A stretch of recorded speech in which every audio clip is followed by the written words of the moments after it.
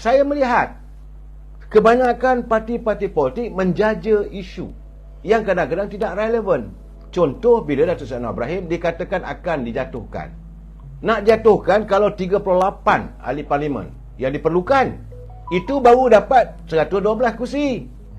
Kalau 38 ahli parlimen semua menyokong Perikatan Nasional untuk menumbangkan Datuk Seri Anwar Ibrahim, saudara, 38 ni berapa bayarannya? Apakah ahli parlimen itu sedar bahawa mereka akan kehilangan kursi kerana akan diadakan pilihan raya balik? Berapa jumlahnya? Berapa juta wang negara nak dihabiskan, wang yang akan dihabiskan? Kenapa tidak wang tersebut dikembalikan pada rakyat? Kalau benar-benar kamu ikhlas berjuang untuk rakyat, biar rakyat rasakan. Sebab 38, kalau satu orang 50 juta, 1.5 bilion. Bukan main-main, bukan kaleng-kaleng, saudara. Bukan sikit-sikit wang akan digunakan. Itu hanya untuk kalau wakil rakyat itu bersetuju. Kalau mereka tak setuju, macam mana? Katalah bersetuju dapat seorang 50 juta. Mereka akan terperangkap dalam SPRM. Menyalahi kedudukan untuk menangguk keuntungan peribadi. Dan kalau bertanding, okeylah, boleh bertanding semula lah. Kononnya akta itu boleh, SPRM begini, bolehlah bertanding semula. 38 orang ni boleh ke menang? Saya nak bagi tahu saya, calon di Sembrong pun belum pasti boleh menang. Calon UMNO di Sembrong pun belum pasti menang. Katalah kalau semua sokong. Even semalam pun saya dah jelaskan bahawa bagaimana Presiden MCA dia menafikan kalaulah dia pun bersama bersekongkol, dia pun belum tentu boleh menang di air hitam. Begitu juga dengan ahli parlimen Tanjung Piai. Ini keadaan sekarang. Saudara Faisal, dan bagi saya mereka ni nampak sangat mementingkan diri, nak menghuru-harakan. Dan kesan daripada itu, saya selalu bercakap soal kesan. Kesan politik yang cukup tempang, yang cacah merba, yang merosakkan negara ini, maka pelabur-pelabur takut nak datang. Pelabur-pelabur tak tahu macam mana kita tahu di negeri kita. Jadi bila dengarkan berita kononnya 38 MP akan tarik sokongan, kononnya pelabur tak nak datang. Dia kata kestabilan politik tak lagi ada lagi di Malaysia. Tunggu lagi. Berapa lama rakyat nak tunggu? Mereka memang mengundang masalah. Kerana kalau pelabur datang, wujudnya bidang pekerjaan, rakyat akan menyokong kerajaan. Itu matlamat mereka, saudara. Jangan kita terperangkap dengan percaturan politik tempang yang dilakukan oleh puak-puak yang memang tak senang sebab mereka tak dapat jadi Perdana Menteri. Matlamat lain tak ada kerana nak jadi Perdana Menteri. Saya hairan, mula-mula kata dulu tak nak jadi, kalau tak dapat jadi Perdana Menteri, tak mau menyokong. Dan sekarang ni kumpulan itu kononnya kalau berjaya menumbangkan Datuk Seri Anwar Ibrahim, maka Tan Sri Muhyiddin lah akan jadi Perdana Menteri. Tapi yang terbaru saya dengar pula, katanya nak dipilih pula orang lain daripada Sarawak untuk jadi Perdana Menteri. Kononnya. Apakah itu benar? Kata Tan Sri Muhyiddin, dia kata nothing less. Dan ini keadaan. Saudara, saya Azhar reply, ya betul lah, tak payahlah. Kalau anda baru macam Sarah, baru main politik ni, tak payah bercakap lah. Anda tahu dekat mana? Sumber anda di mana? Di mana anda punya source of informasi? Saya berderet, saya. Macam-macam saya dapat tahu. Macam isu tanah reserve Melayu. Memang benar. Bagaimana jaringan pertubuhan bangsa yang telah pun membuat laporan kepada pihak berwajib. Bagaimana tanah-tanah di Perak telah pun tergadai. Ini tanah-tanah milik Melayu, tanah reserve Melayu. Ini juga dilakukan oleh pengkhianat. Bagi saya, siapa saja berlakukan perlu dibawa ke muka pengadilan.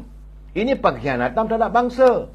Tadi saya terima satu panggilan ataupun satu informasi daripada sahabat saya, Saudara Abdullah. Dia mengatakan bahawa lebih kurang 12 orang penduduk di kawasan sekitar Sungai Buaya di Ulu Selangor telah pun menerima surat. Mereka dah tinggal di situ sejak tahun 70. Bagaimana kerajaan negeri Selangor telah pun mengantarkan notis supaya mengosongkan tanah tersebut. Kenapa jadi begitu? Saya jangan lupa, dulu saya marah sangat Datuk K. Toyo. Bagaimana peristiwa di Kampung Berembang. Saya harap Datuk Seri Amiruddin sila campur tangan dalam masalah di Ulu Selangor, di Sungai Buaya ni.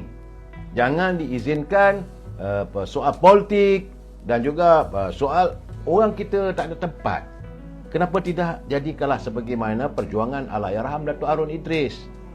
Warga kita yang tidak punya ini tanah, berilah mereka kesempatan. Kalau itu tanah rezerv Melayu, biarlah, apa masalahnya? Kembali berusaha isu tentang kononnya besok saudara, tentang perbicaraan mesyuarat lembaga pengampunan yang akan diadakan besok. Saya bagi tahu nama Najib tidak ada dalam sedarai dan tepan saya. Itu yang saya dapat. Tetapi kalau itu berlaku, tak tahulah setelah kita saudara. Dan soal ini terpulanglah pada bidang kuasa pihak di Kementerian Keadilan. Kita tak boleh nak campur saudara. Kita tunggu dulu sebagai warga yang mendaulatkan hal ehwal undang-undang. Kita tunggu dulu, sabar, jangan nak marah. Datuk Seri Anwar Ibrahim sebab itu katanya, kalaulah Datuk Seri Najib tidak dibebaskan besok, maka orang UMNO akan tarik sokongan. Saya kata, tarik sokongan di mana? Tarik sokongan boleh jatuh ke? Tidak mungkin saudara. Di Sarawak mereka semakin kencang dan mereka tetap padu untuk menyokong Datuk Seri Anwar Ibrahim. Petang tadi ada teman menghantar kiriman pada saya, kata bagaimana kedudukan Sarawak mungkin mewujudkan sebuah kasino di Sarawak. Saya kata rakyat di Sarawak mereka berbidang kaum. Mereka bukannya seperti di Semenanjung, orang Melayu semua. Maksud saya tu majoritinya Melayu di Sarawak. Melayu kaum Bidayuh tak silap saya, tak ramai. Ramai yang bukan beragama Islam. Kalau mereka nak wujudkan kasino pun, kita tak boleh nak menentang habis-habisan.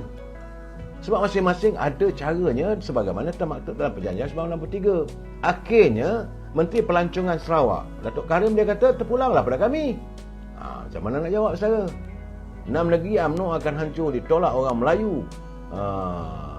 Itu kata mereka. Dan apakah mereka ini adalah Tuhan?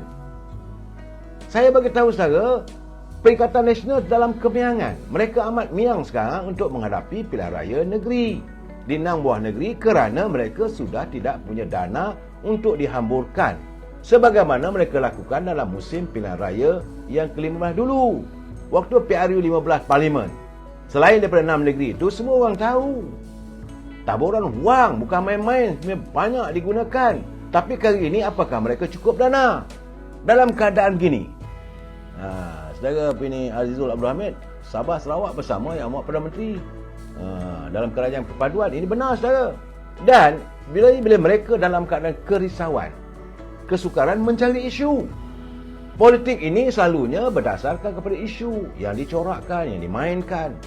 Jadi macam-macam persepsi diwujudkan supaya rakyat membenci kerajaan perpaduan ini. Tapi bagi saya, di mana faktanya? Apabila mengatakan bahawa kerajaan ini akan jatuh untuk mengurangkan keyakinan rakyat terhadap calon-calon daripada Pakatan Harapan, daripada UMNO dan Pakatan Harapan. Ini matlamat mereka. Jadi didogmakan, diceritakan kononnya Anwar Ibrahim ni akan jatuh, kononnya tak kena, ini tak kena, macam-macam saudara. Dan realitinya nil, tak ada saudara. Saudara Mahathir Hashim, dia kata duit di luar sistem mereka banyak. Itu sedang diintip oleh pihak berkuasa. Apakah mereka berani? Apakah mereka berani untuk menggunakan wang yang mereka miliki yang kita tak tahu daripada sumbernya? Ini kena ingat saudara. Saya nampak pilihan raya kali ini mereka dalam kelemasan. Sebab itu mereka mencari isu. Malahkan isu yang kecil-kecil pun cuba dilonjakkan. Contoh, isu rumah terbuka Aidilfitri. Ini dijadikan isu setiap hari. Tahu ada yang kata gunakan dana rakyat, mengatakan tak patut. Isunya Datuk Seri Anwar Ibrahim akan hadir insya-Allah besok di Kedah untuk bertemu rakyat dalam rumah terbuka Aidilfitri.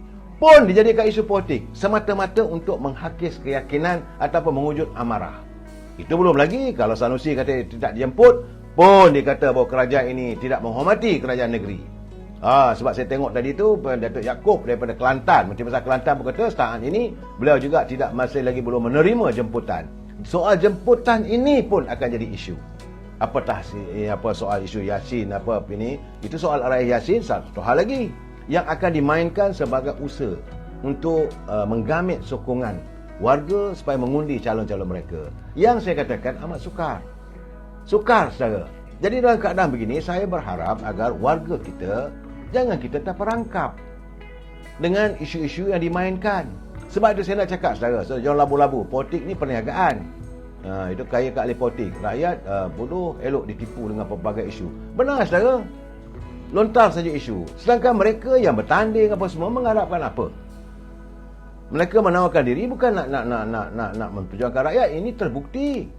Bagaimana ini persidangan parlimen baru-baru lepas dalam isu bajet, berapa ramai wakil rakyat daripada Perikatan Nasional yang benar-benar memperjuangkan isu rakyat. Persoalan ni kena lihat, kena tengok bagaimana di negeri. Saudara, kena ingat, saudara. Sekarang ni politik sekarang ni, saudara, saya melihat macam kawan saya hantar kiriman, betul juga. Politik orang Melayu ni sekarang ni, saudara, kita ni diibaratkan kita berebut nak memancing dalam parit, bukan di lautan yang besar, bukan di samudera yang luas, dalam parit. Semua berebut. Sebab itu banyak parti. Kita ada UMNO, kita ada Keadilan, kita ada Amanah, kita ada PAS, kita ada PBM, kita ada Parti Pejuang, kita ada DAP. Yang UMNO, yang Melayu saja berapa banyak? Berjasa. Saudara, begitu banyak. Tapi seolah-olah kita memancing dalam parit. Ikan berapa ekor saja, itulah cuba diusahakan.